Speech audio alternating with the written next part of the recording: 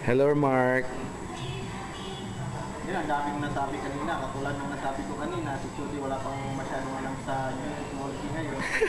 Ayun, pangalawang beses. Take 3 na to. Take 3. That's right. Comment. Take 3. Parang langgunisa ang mga kamay ko. Ulitin ko, nagpunta kami sa DIC hotel na tinutuluyan namin. Kasi nga, dali pa kami sa labas. Medyo mainit na rin. Gusto namin maligo. Ayun, kung isipan namin tumuloy ng hotel. Para, yun. Malamig ng konti. Hindi naman yung lamig na may kasamang sauna. Steam bath, masahe. Yun, masahe. Kung sasabihin na masahe yun na. So, yun, dito na kami. Natatapos din namin nag-breakfast. Hindi ko alam na nagpamasahe kayo, ah. Saan ba yung banda, Jody, yung nahabol ka? Oh, nadamay pa. Doon sa may Wangtu. Yun, doon. Doon sa dagat na to, nakikita nyo ba yung swimming pool na yan? Diyan daw ang masahihan. Yan. Ayun, at nag-comment. Wala kaming budget. Tama. Mahal kasi ng hotel namin. Ay, totoo naman yan. 4-star. Titipid kasi kami. Tama. 4-star kasi kinuha namin. Oo. Doon isang room pa kasi ayaw namin, gusto namin may privacy. Tama.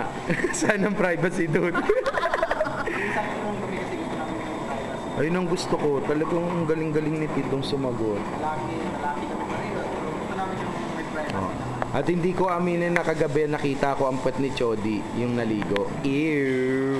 Yun na yun. Okay. Mo, Brad. Oo, nasuka nga ako hanggang ngayon eh. Hindi ako makakain. Okay, Mr. Mark, any comment? Any Oh, so yun nga. Meron na lang kaming natitira na 30 minutes?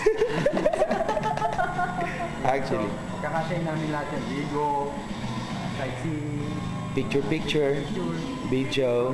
Vigo, then on the way ng church. That's right. At bakit mahalaga ang church? Because church is our priority. God is number one. Okay, pakisabi nga ano ang mission, bakit tayo nagpunta dito? Is it because to relax? Diba? Tama? Ha? Charity ba yun? Tama, charity ang tawag doon. Anong charity ngayon? Pagbili sa mga pulube at pinag-away pa. Yun. Tama yun. Kaya Yun, puso namin sa wala. tama, the best. Ganyan talaga. Dahil mahal natin si... Hindi. Ano sabi niya? Sino daw mahal niya? Si Pido. O, lunurin natin yan, di ba? Dapat. Tama, oo, tama ka dyan. Sino daw ang mahal natin? Sino? Ay, nako. Sino mahal natin, Mark? Bakit tayo nagpunta? Yun. Nasaan ba si Lord, Tol? Saan si... Nako po. Lagot ka. Wala ka. Okay, Pidong, ano, sabihin mo. Sabihin na namin yung Pido. Ito kami ngayon. Kaya Pogi, oh. diba? Yung mga pulubi, binibila namin. Nag-aaway pa namin.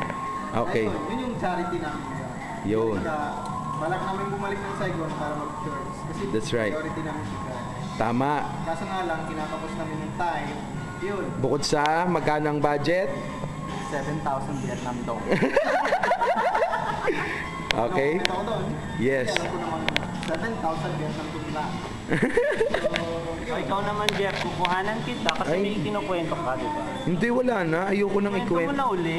Ew, mabubuko si Maymay. Sige na, ikwento mo na. Ayoko ibuko si Maymay, promise. Ayoko talaga. Ayoko uli.